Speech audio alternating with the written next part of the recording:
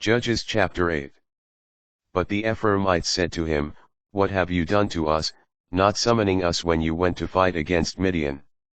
And they quarreled bitterly with him. But he answered them, What have I done in comparison with you? Is not the gleaning of Ephraim better than the vintage of Abiezer? It was into your power God delivered the princes of Midian, Oreb and Zeb.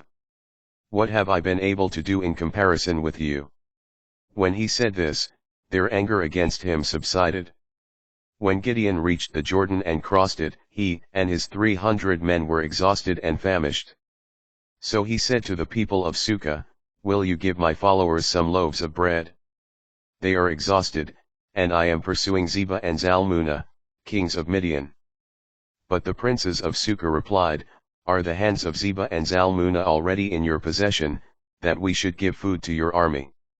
Gideon said, Very well, when the Lord has delivered Zebah and Zalmunna into my power, I will thrash your bodies with desert thorns and briars. He went up from there to Penuel and made the same request of them, but the people of Penuel answered him as had the people of Sukkah. So to the people of Penuel, too, he said, When I return in peace, I will demolish this tower. Now Zebah and Zalmunna were in Karkor with their force of about 15,000 men. These were all who were left of the whole Kedemite army, 120,000 swordsmen having fallen. Gideon went up by the route of the tent dwellers east of Nobah and Jogbehah, and attacked the force when it felt secure. Zebah and Zalmunna fled and Gideon pursued them. He captured the 2 kings of Midian, Zebah and Zalmunna, terrifying the entire force. Then Gideon, son of Joash, returned from battle by the pass of Heres. He captured a young man of Sukkah and questioned him, and he wrote down for him the 77 princes and elders of Sukkah. So he went to the princes of Sukkah and said, Here are Zebah and Zalmunna, with whom you taunted me, are the hands of Zebah and Zalmunna already in your possession, that we should give food to your weary men? He seized the elders of the city, and with desert thorns and briars he thrashed the people of Sukkah. He also demolished the tower of Penuel and killed the people of the city. Then he said to Zebah and Zalmunna, What about the men you killed at Tabor? They were all like you, they replied. They appeared to be princes.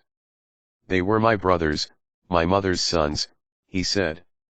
As the Lord lives, if you had spared their lives, I would not kill you. Then he said to his firstborn, Jether, Go, kill them. But the boy did not draw his sword, for he was afraid, for he was still a boy. Zebah and Zalmunna said, Come, kill us yourself, for as a man is, so is his strength. So Gideon stepped forward and killed Zebah and Zalmunna. He also took the crescents that were on the necks of their camels.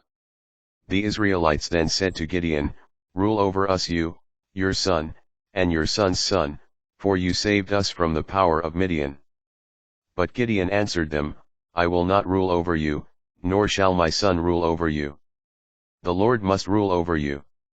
Gideon went on to say, Let me make a request of you. Give me, each of you, a ring from his spoils. Since they were Ishmaelites, the enemy had gold rings. We will certainly give them, they replied, and they spread out a cloak into which everyone threw a ring from his spoils.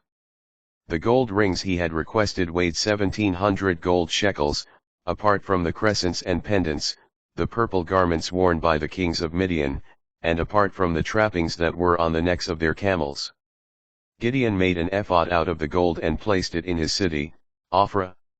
All Israel prostituted themselves there, and it became a snare to Gideon and his household. Midian was brought into subjection by the Israelites, they no longer held their heads high, and the land had rest for 40 years during the lifetime of Gideon. Gideon's son Abimelech. Then Jerubbaal, son of Joash, went to live in his house. Now Gideon had 70 sons, his own offspring, for he had many wives. His concubine who lived in Shechem also bore him a son, whom he named Abimelech.